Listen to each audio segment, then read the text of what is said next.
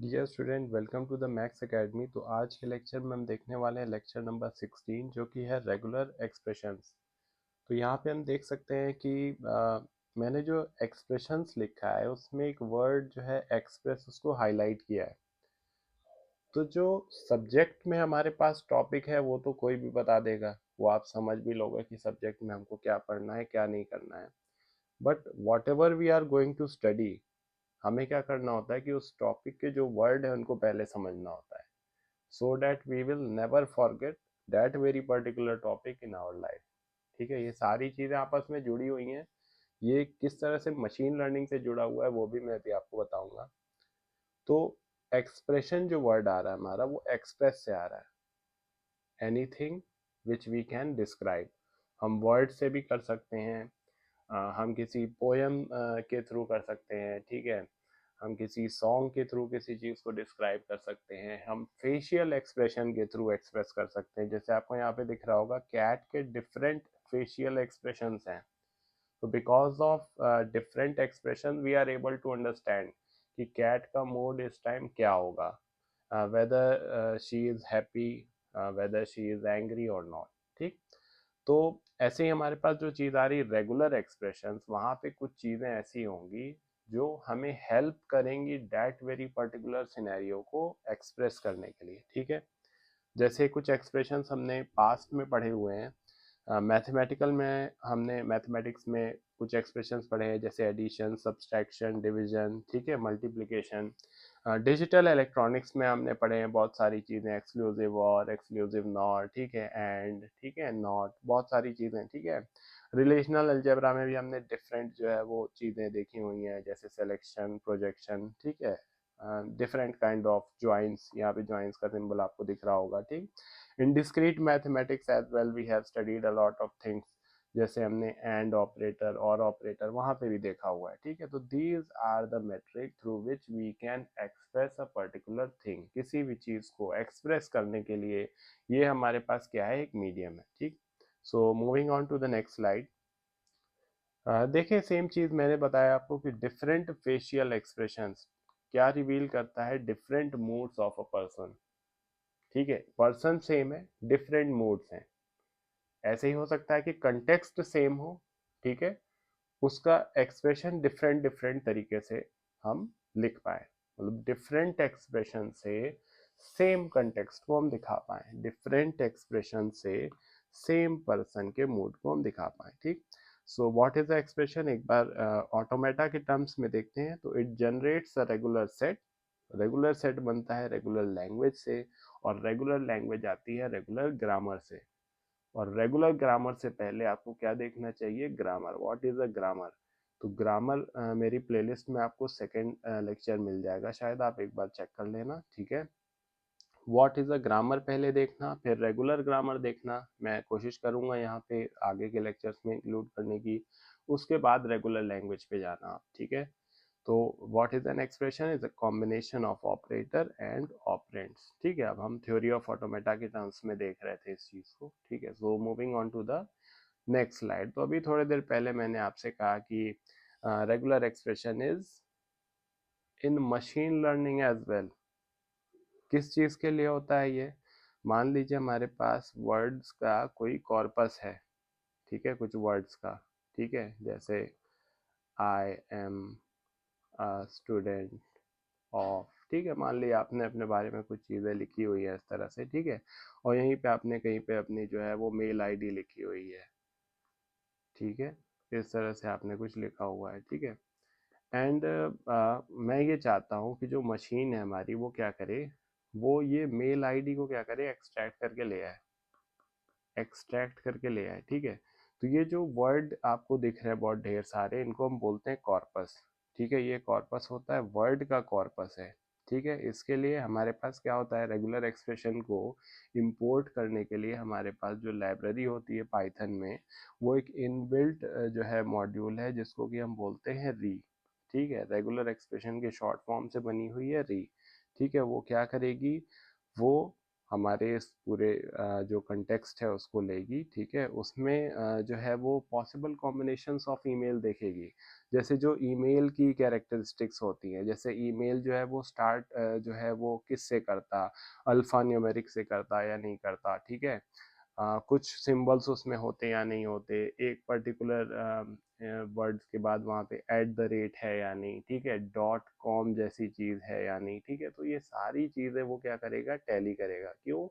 Because these are the things through which an email is going to be represented, ठीक है। तो ये मैंने आपको एक ब्रीफ सा एक ग्लिम्स दिया है यहाँ पे, किस चीज़ का दिया है, रेगुलर एक्सप्रेशन का यूजेज इन मशीन लर्निंग, ठीक है। रेगुलर एक्सप्रेशन का जो यूजेज है इन मशीन लर्निंग, इसका मैंने आपको यहाँ पे एक कंटेक्स्ट ब्रीफ सा मैंने आपको बताया है, ठीक है।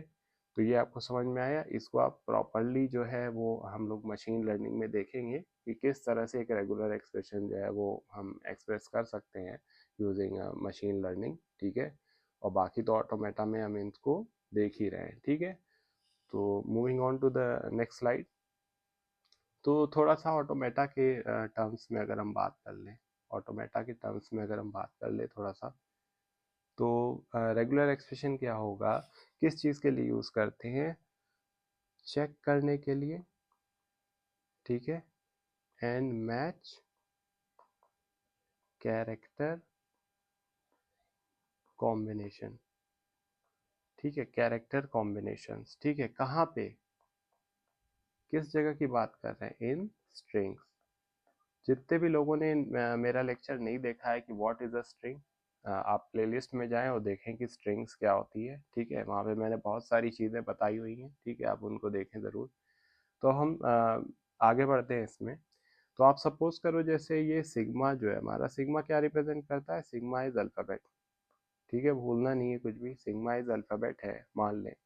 तो रेगुलर एक्सप्रेशन ओवर सिग्मा क्या होगा, मान लो जैसे एक रेगुलर एक्सप्रेशन होता है फाई, जो क्या डिनोट करेगा, हमारा एम्प्टी सेट को डिनोट करेगा, एम्प्टी सेट, ठीक है, फाई। ऐसे ही एप्सिलॉन एक रेगुलर एक्सप्रेशन है, वो क्या करता है, हमारा डिनोट करता है सेट एप्सिलॉन, जिसको कि हम क्या बोलते हैं, which is also known as a null string, ठीक है, उसको हम नल स्ट्रिंग भी बोलते हैं, ठीक है। समझ में आ रही बात।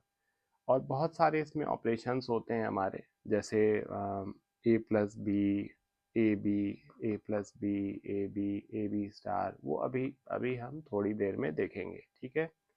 तो आपको क्या करना है कि जो भी कंसेप्ट आपको पढ़ना है उसको रिलेट करना है रियल लाइफ से, क्योंकि अगर आप रियल लाइफ से नहीं करेंगे तो आप उस पर्टिकुलर कंसेप्ट को नहीं समझ पाएंगे, ठीक है। So moving on to the next slide. अब हम देखते हैं कि जो रेगुलर एक्सप्रेशन मैंने आपको बताया था कि रिप्रेजेंट करता है एक रेगुलर सेट को, ठीक है। तो 4 ऑपरेटर्स होते हैं इसमें, 2 यूनरी, सिंगल सिंगल दिख रहे होंगे आपको, एंड 2 बाइनरी। तो यूनरी में R star and R plus, ये तो यूनरी हो गए हमारे। और बाइनरी देखेगा तो बाइनरी मतलब दो एंटिटीज रहेंगी बाइनरीज, तो R1 प्लस R2 और आ गया, और क्या आ गया यहाँ पे, एक कॉन्केटिनेशन R1 डॉट R2, ठीक। सो अगेन सेम चीज वही लिखी है, expression is combination of operators and operand, ठीक है। ये आपने थोड़ा कंप्यूटर ऑर्गेनाइजेशन एंड आर्किटेक्चर में भी पढ़ा होगा, ठीक है। So moving on to the next slide. तो हमारे कुछ डिफरेंट ऑपरेटर्स हैं, जैसे कि और है हमारे पास, ठीक है, प्लस से रिप्रेजेंट करते, कॉन्केटिनेशन है, यहाँ पे बनाया हुआ है मैंने, क्लीनी स्टार है हमारे पास, ठीक है, और क्लीनी प्लस। तो अगर हम और को देखें तो और में मान लिए दो एंटिटीज हैं, R1 और R2, लिखते हैं हम इसको R1 प्लस R2, ऐसे लिखते हैं, और को हम लिखते हैं R1 प्लस R2, ऐसे लिखते हैं, ठीक।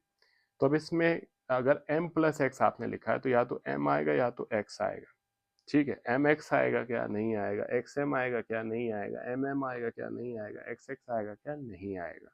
समझ में आया ये बात, क्या आएगा, या तो एम आएगा या तो एक्स आएगा। वैसे ही अगर मान लो ए प्लस बी होता तो या तो ए आता या तो बी आता, ओके। तो ये और का सिनेरियो था। आगे देखते हैं कॉन्कैटिनेशन में।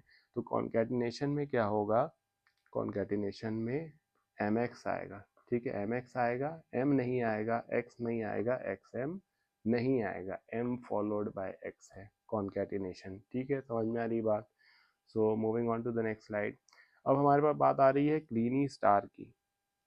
क्लीनी स्टार होता है जीरो और मोर कॉम्बिनेशन ऑफ आर, ठीक है, set of all possible strings over sigma of any length, किसी भी लेंथ की हो सकती हैं, इंक्लूडिंग एप्सिलॉन, मतलब जीरो लेंथ भी हो सकती हैं, ठीक है।